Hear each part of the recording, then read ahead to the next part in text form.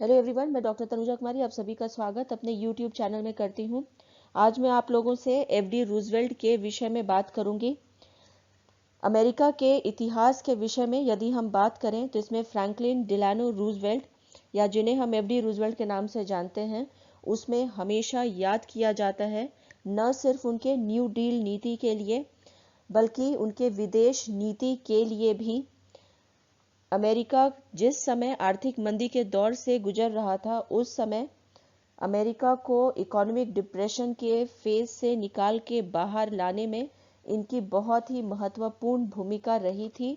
और ठीक इसी प्रकार हम देखते हैं कि विदेश नीति में भी एफडी रूजवेल्ट ने उल्लेखनीय कार्य किए थे। पार्क्स हिस्टोरियन जो हैं, उनका ये कहना है कि while the main reason was that it seemed foolish not to have diplomatic relations with a government well established, it was also hoped that the recognition would stimulate trade and would have a restraining influence on Japan. इससे हमें यहाँ पे समझ में आता है कि किस प्रकार की विदेश नीति जो है वो रूजवेल्ट की रही थी और उसने किस प्रकार से डिप्लोमेटिक रिलेशंस अन्य राष्ट्रों के साथ में स्थापित किए थे।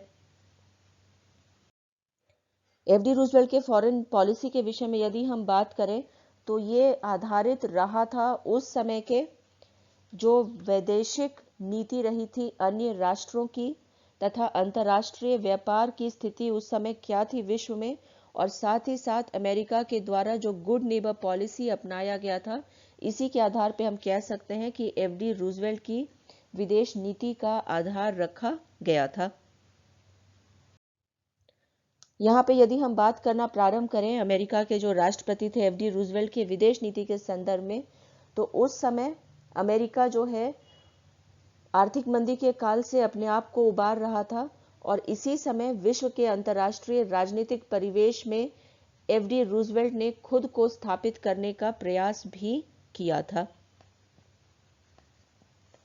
राष्ट्रपति एफडी रूजवेल्ट का राष्ट्र सचिव या जिसे हम सेक्रेटरी ऑफ स्टेट के नाम से जानते हैं, उसका नाम कॉर्डेल हल था और वह एक योग्य, दूरदर्शी एवं कुशल अधिकारी था जिसने अमेरिका की विदेश नीति को स्थापित करने में एफडी रूजवेल्ट की मदद की थी।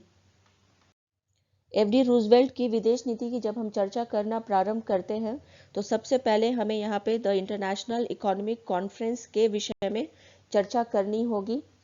रूजवेल्ट के पूर्व हूवर अमेरिका की भागीदारी इंटरनेशनल इकोनॉमिक कॉन्फ्रेंस में दर्ज करवाना चाहते थे और यह सम्मेलन लंदन में जून 1933 में होने वाला था।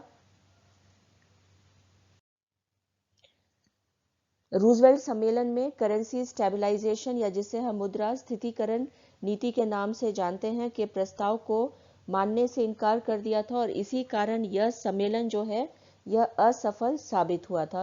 रूजवेल्ट ऐसा इसलिए किया क्योंकि वह उसके न्यू डील नीति के लिए इसे घातक मान रहा था। न्यू डील के रूजवेल्ट के काल में अमेरिका के रिश्ते सोवियत रूस के साथ सामान्य हो गए थे और यहाँ पे रूस के साथ में अमेरिका के संबंधों को स्थिरता के साथ हम कह सकते हैं कि इसने मौका दिया था एफडी रूजवेल्ट को अपनी विदेश नीति को स्थापित करने के लिए। नेक्स्ट यहाँ पे यदि हम बात करें अंतर्राष्ट्रीय व्यापार के विषय में, तो हल का यह मानना था कि अंतर्राष्ट्रीय व्यापार का प्रतिरोध करना चाहिए। उसका मानना यह भी था कि अंतर्राष्ट्रीय व्यापार युद्ध का प्रमुख कारण बनता है। 1934 में कांग्रेस में ट्रेड अग्रीमेंट एक्ट पारित हुआ था और यह 3 वर्षों के लिए पारित हुआ था, जिसने अधिकारियों को किसी भी देश के साथ वार्ता स्थापित कर प्रशुल्क दर में कमी की जा सकती थी। 1939 ईस्वी तक राजकीय विभाग के 21 ऐसी संधियां स्थापित की गई थीं। इस तरह अमेरिकी सरकार जो है वो 1930 ईस्वी में स्मूथ हॉले टैरिफ को निरस्त करने का मार्ग प्रशस्त किया था तथा विश्व के देशों के मध्य खराब होते रिश्तों को एक प्रकार से नियंत्रित करने में सहयोग भी दिया था। नवंबर 1938 में हम यह देखते हैं कि इसमें इंग्लैंड, अमेरिका और कनाडा से अमेरिकी व्यापारिक संबंध भी संपन्न हुए थे। अमेरिका का 2/3 व्यापार इन्हीं देशों के साथ होता था। नेक्स्ट यहाँ पे जब हम बात करें गुड नेबर पॉलिसी के विषय में, तो यहाँ पे ये कहा जा सकता है कि गुड नेबर पॉलिसी के कारण अमेरिका लैटिन अमेरिका के राष्ट्रों के साथ मैत्रीपूर्ण संबंध स्थापित करने में उसे सफलता मिली थी। लैटिन अमेरिका की आंतरिक दशा शोचनीय हो गई थी। पैराग्वे और बोलिविया में संघर्ष चल रहा था तथा दूसरी ओर कोलंबिया और पेरू युद्ध की ओर अग्रसर हो रहे थे, और तीसरा क्यूबा में अशांति व्याप्त हो रही थी।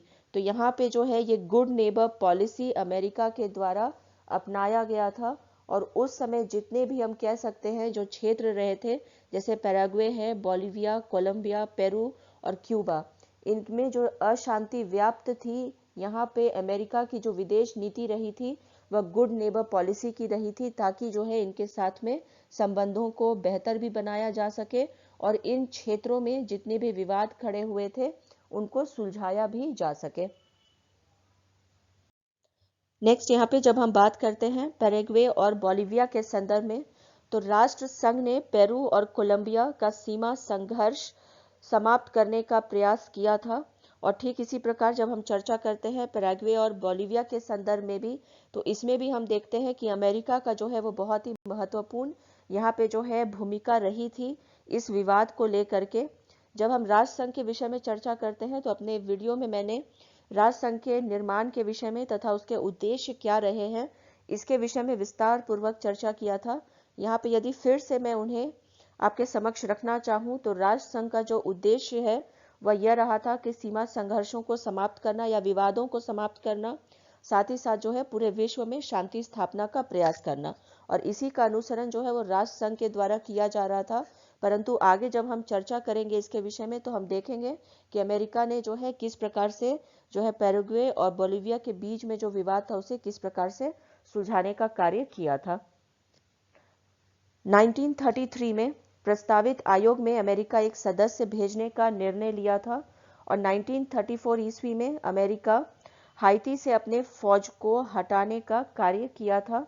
अमेरिका का लक्ष्य था 7वीं अंतर अमेरिकी सम्मेलन में भाग लेने का।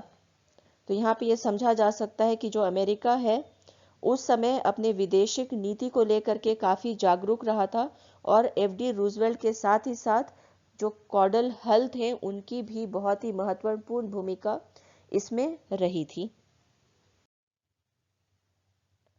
सम्मेलन की बैठक जो है वो मॉन्टेवीडियो में बुलाई गई थी। हल जब सम्मेलन में भाग लेने पहुंचा था तो इस सम्मेलन के प्रतिनिधि वहां की जनता तथा समाचार पत्र रोष के साथ उसका स्वागत किया था। तो यहाँ पे ये देखा जा सकता है कि इस क्षेत्र के विवाद के संदर्भ में जब सम्मेलन भी बुलाया गया था तो जो समय प्रतिनिधि वहां पे पहुंचे थे उनके विरुद्ध में प्रदर्शन हुआ था। साथ ही साथ जितने उस समय के प्रमुख समाचार पत्र थे उन्होंने भी इसके प्रति अपने रोष को व्यक्त करने का कार्य किया था। अर्जेंटीना के विदेश मंत्री ने कहा था कि अमेरिका अपने पड़ोसी राज्यों के मामलों में हस्तक्षेप नहीं करेगा। हल की समझदारी तथा धैर्य ने अमेरिका के इतिहास में एक नए युग को आरंभ करने का कार्य किया था। जैसा कि मैंने पहले भी कहा कि इसके संदर्भ में जब भी हम बात करते हैं पैराग्वे और बोलिविया के संदर्भ में, तो इसमें हल की जो भूमिका थी वो बहुत ही महत्वपूर्ण रही थी। और यदि इसका योगदान अभी नहीं होता वैदेशिक नीति में, तो अमेरिका का आगे आने वाले समय में भी जो वैदेशिक नीति था शायद हम उसे इस प्रकार से नहीं देख पाते जैसा कि अभी हमें उसके इतिहास के विषय में जानकारी मिलती है। पैराग्वे और बोलिविया के संदर्भ में यदि हम और चर्चा करें तो जैसा कि मैंने पहले भी कहा, जो कॉर्डल हल थे उनकी बहुत ही महत्वपूर्ण भूमिका रही थी।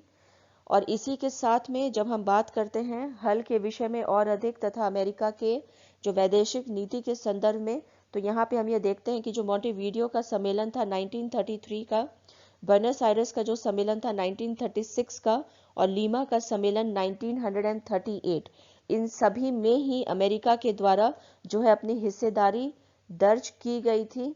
और साथ ही साथ जो है हम ये भी देखते हैं कि अमेरिका की जो है गुड नेबर पॉलिसी की जो नीति रही थी उसको भी जो है अमेरिका उजागर करने में यहाँ पे सफलता हासिल किया था।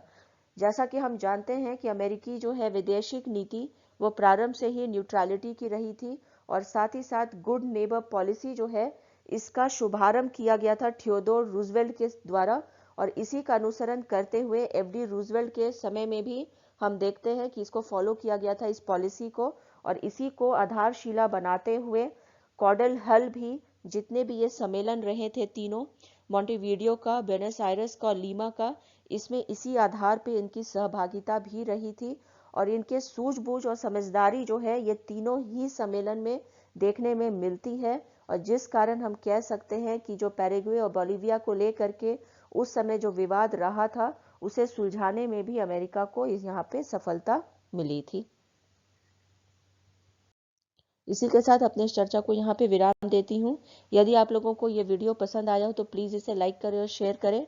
अन्य जो पक्ष रहे थे एफडी रूजवेल्ट के वैदेशिक नीति के संदर्भ में उसकी चर्चा मैं आप लोगों से नेक्स्ट वीडियो में करूंगी। Thank you. Stay connected.